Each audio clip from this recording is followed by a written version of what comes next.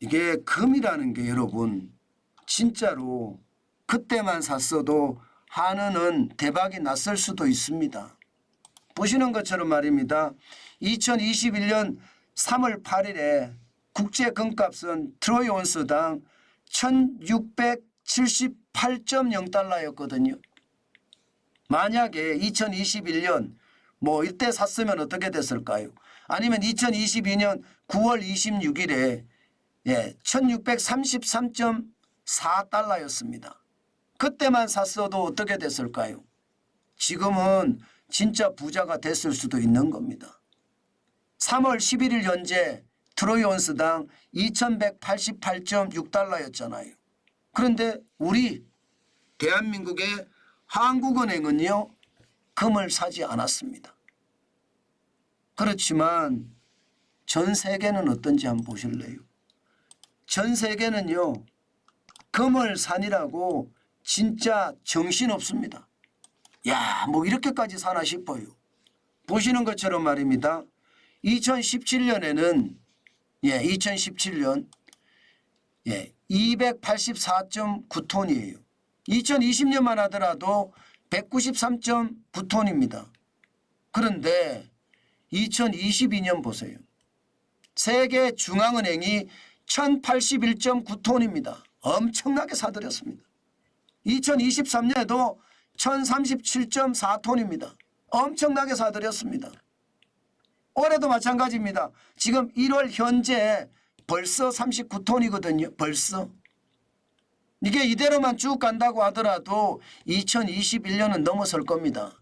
그만큼 금을 전 세계는 많이 산다는 뜻이에요. 대한민국은 사지 않고요. 대한민국은 똑같거든요. 대한민국은 2013년 104.45톤, 지금도 104.45톤. 실질적으로 세계 랭킹으로 따지면 36입니다. 36위. 굉장히 낮죠. 굉장히 낮습니다. 이게 이렇게까지 적을까 싶을 정도로요. 이게 달러로 환산하면 49억 9천만 달러밖에 안 됩니다. 그러면 여러분, 한국은행이 왜 금을 우리는 안 샀을까요? 왜 안 샀을까요? 이게 저는 그렇게 생각해요. 기본적으로요, 여론 정치를 하기 때문에 한국은행이 여론을 떠안을 필요가 없다, 이렇게 생각한다고 저는 봅니다. 이게 경제는 경제여야 하거든요.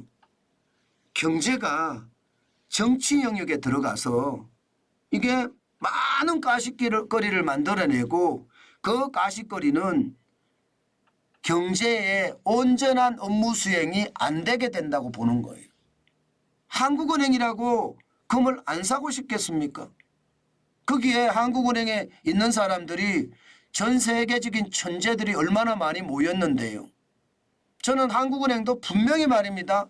금을 사자 했을 거예요. 그런데 왜 안 했느냐?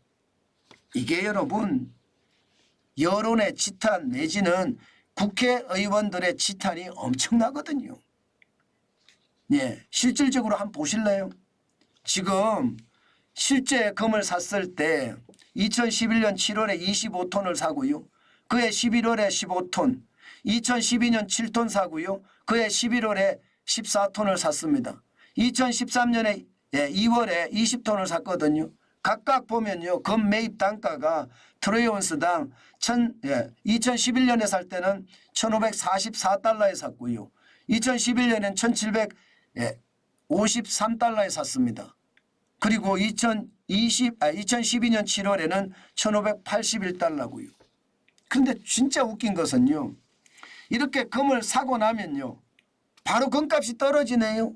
금값이 떨어지니까 국회에서는요, 이게 국정감사를 받을 때 가십거리가 되는 겁니다. 어떻게 가십거리가 되느냐? 아니, 당신들 금 사서 우리나라 돈으로 1조 날렸네? 지금 당신들 뭐 한 거야? 이렇게 이야기하면서 엄청나게 시체말로 조져버립니다. 조져버리니까 어떻게 될까요? 2012년, 2011년, 2013년에 샀잖아요. 그러면 여러분 이 지표를 한번 볼게요. 이 지표를 보면 2012년, 11년, 12년, 13년에 보면 뭐 최고로 많이 올라간 게 2011년 9월 2일에 1876.9달러거든요. 이렇게 많이 올라간 적도 있습니다. 그런데 그 이후에 2015년 12월 2일에 1053.8달러가 됐습니다. 이러니 말입니다. 국회에서 그냥 조진 겁니다. 국회에서. 그러니까 금 사는 게 굉장히 불안한 거예요. 금 사는 게. 금을 사고 싶어도 금을 함부로 살 수가 없는 겁니다. 그만큼 말입니다. 정치권의 눈치를 본다는 거예요.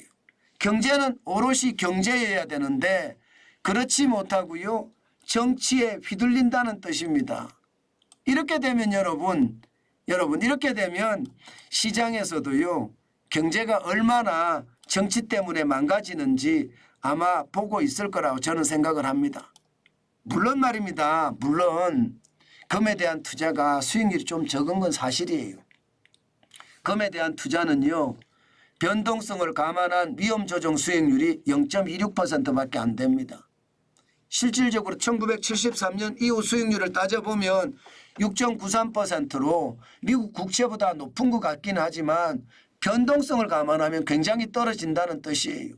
미국 국채는 변동성을 감안하더라도 0.96%밖에 안 되거든요. 수익률 조정 폭이. 수익률 조정, 위험 조정 수익률이요.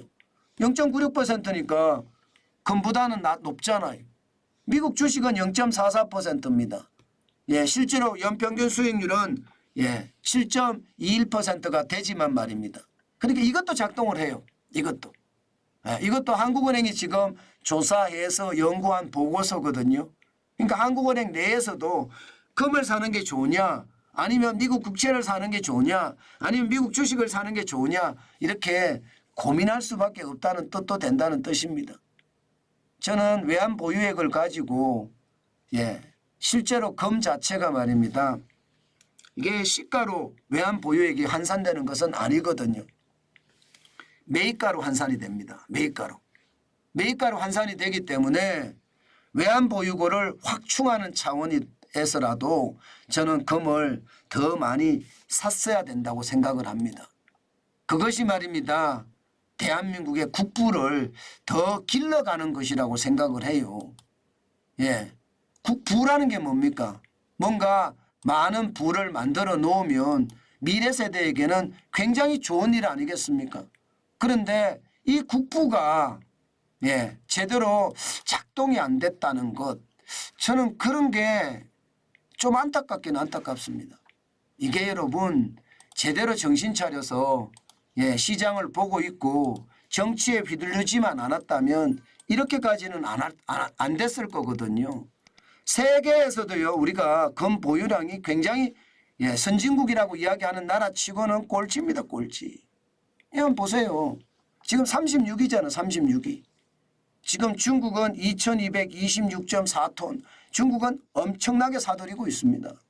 중국만 사들이나요? 인도가 지금 벌써 803.6톤까지 올라갔습니다. 인도. 러시아도 전쟁 와중에도 금을 사들입니다. 2332.7톤이에요. 지금 보시면 러시아, 중국, 인도, 대만도 422.4톤이거든요. 우리는 104.4톤. 굉장히 적죠. 그러니까 결국 말입니다. 정치가 경제를 덮어서 안 되는데 정치가 경제를 덮으니까 모든 게 문제가 된다. 그 뜻입니다. 정치와 경제는 반드시 분리가 돼야 되고요. 물론 실패에 대한 책임은 져야 되겠지만 이게 과도하게 실패에 대한 책임을 물리는 것도 저는 방법이 아니라고 봅니다. 이게 말입니다. 과도하게 실패에 대한 책임을 매긴다고 이게 경제가 갑자기 좋아지는 건 아니거든요. 경제라는 것은 굉장히 다양한 어떤 실체를 가지고 경제를 운영하는 게 경제입니다. 그런데 그렇지 못하다는 것이 참 안타깝다. 저는 오늘도 말입니다. 그런 생각을 많이 해봅니다. 참 안타깝죠. 아마 여러분들도 그렇게 느끼실 거예요. 참 안타깝다고.